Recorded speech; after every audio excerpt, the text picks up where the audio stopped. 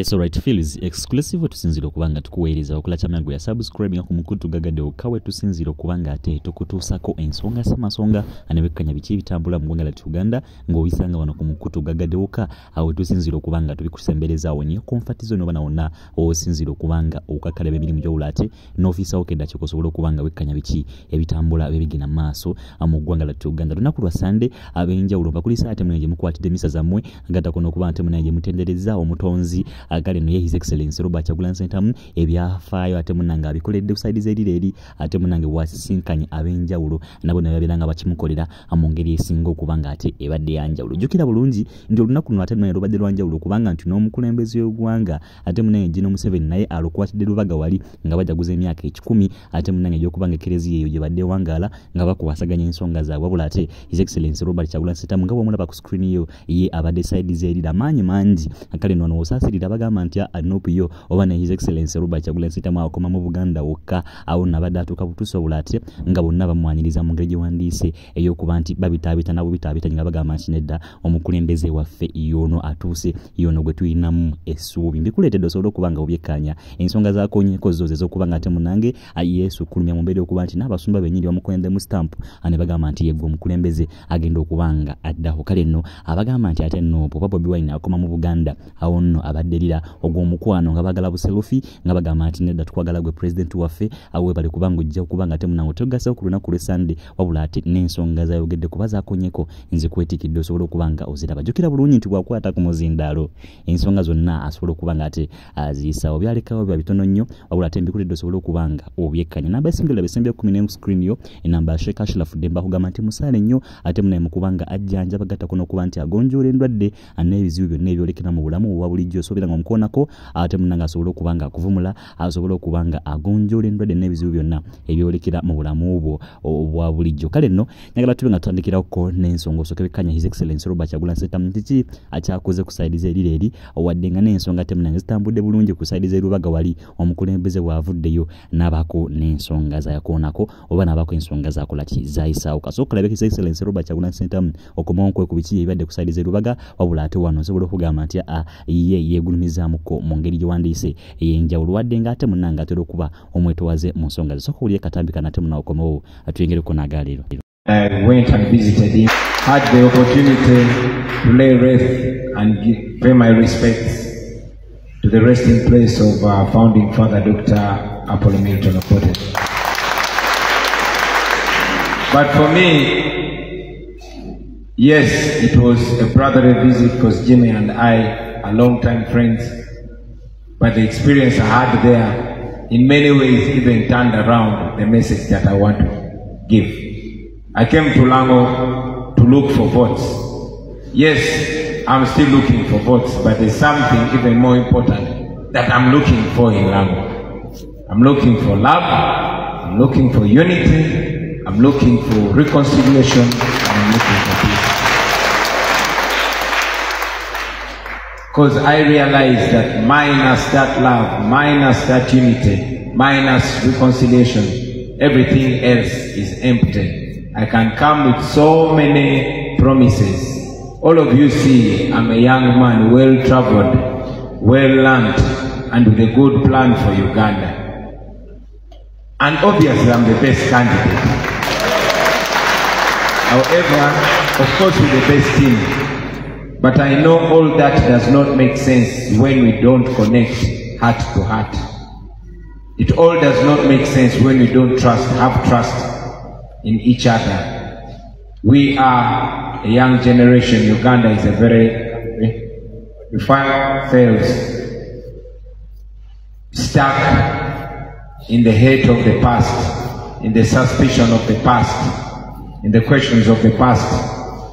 And I want to use this presidential campaign, most importantly, to preach love, to preach unity, and to ask all my brothers and sisters, especially the young generation, to give the idea of a new Uganda a chance.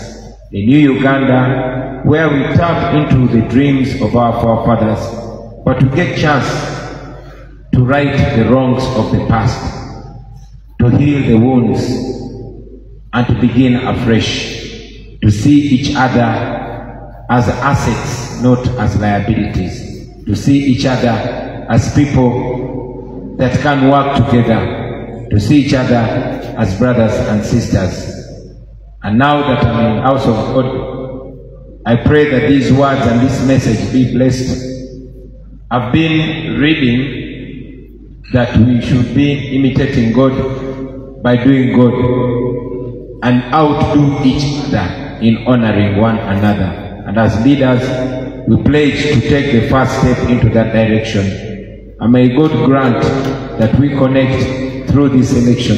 Of course, I still want you to vote for me, because I'm the best candidate. We were two candidates that we are equally good, but my brother Jimmy Akena was blocked from the election, so you know what to do. I will leave that to you. I thank you very much for the opportunity, and may God grant that we have a new Uganda. Tomorrow I will be speaking extensively to the people of Lira, and I want to invite all of you to listen to messages of freedom, to messages of a new Uganda. I thank you, and may God bless you.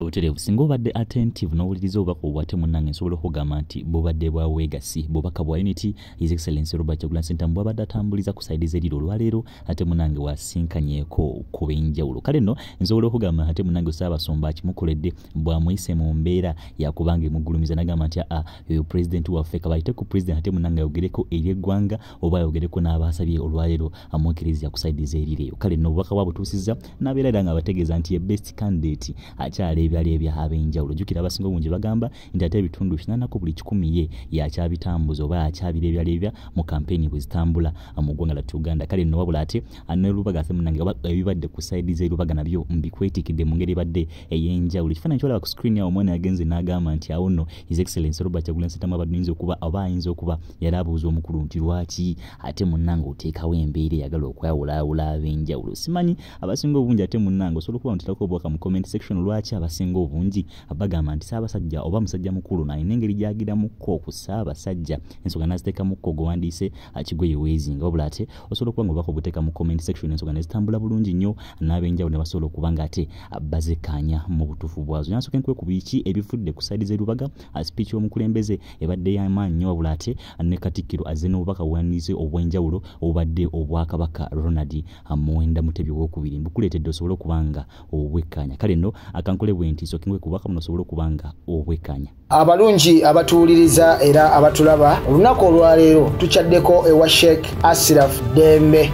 Sebo sanyusa okubalaba. Amannya agange ye Sheikh Ashraf Dembe akola ku bizibu by'enjawulo. Omuntu singa aba alina ebirwadde musomereddwa tunywa amazzi ga lukuya nga bw'obadde ogalaba tugenda abantu ku kyoto ne twokya emizimu emibi egibabaamu n'okulombeddwa abantu singa abeera ng'ali wano atuuse sobola okumulombereddwa ne waba atatuuse nga mpadde amannya ge naye ng'ali wala. Neetaase ennamba yange yeeno eri 0707763711. Nammwe bannyinaffe abali ebweru oyagala okuba nti oyagala okulombera ku ddwa ng'olina ebizibu viza zibuze amaka gakolongotana sente zikola zimpita mu ngalo ojja kumpeereza ekifaananyi kyo n'amannya go ebyo byokka bijja kummala nja kukulombera edduwa ojja kutereera. Olunaku olusembayo mu mwezi mba n'edduwa ey'awamu ffenna n'abalwadde bange abakadde n'abapya. Salaamu alaikum warahmatullahi wabarakatuh. Kwasiza obw'omukolo guno ogw'olwaleero tubalamusizza mwenna tuyozaayoza Ssaabasumba omukulu w'ekifo bannaddiini n'abakristu mwenna okuweza emyaka 10 bukya Kereziya y'e Rubaga etandika omulimu gw'okuyigiriza abantu baffe eddiini n'emirembe n'okwegatta. Mwebale nnyo, mwebalire ddala.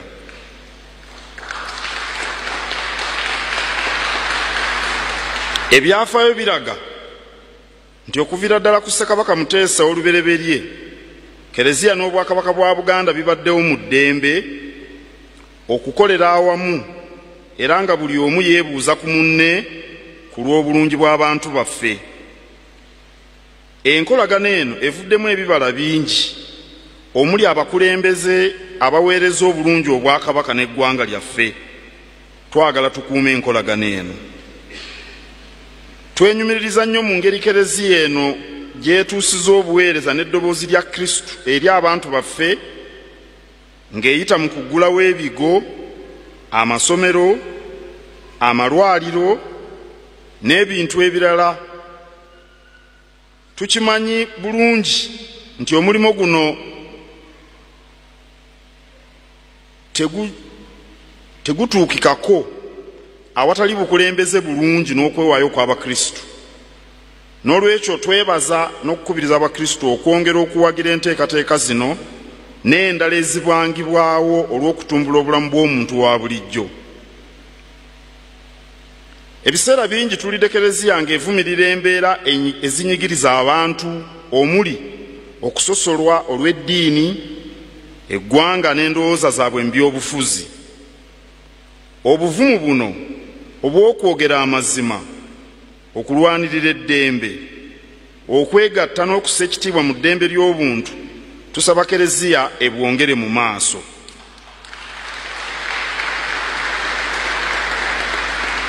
Ffenna wamu tukubiriza abantu baffe naddala abavubuka obutakyamizibwa buyinza wadde okugulibwa ssente ng'eggwanga lyaffe liggwaawo olwa bannabyabufuzi ab'ekkusa bokka na bokka.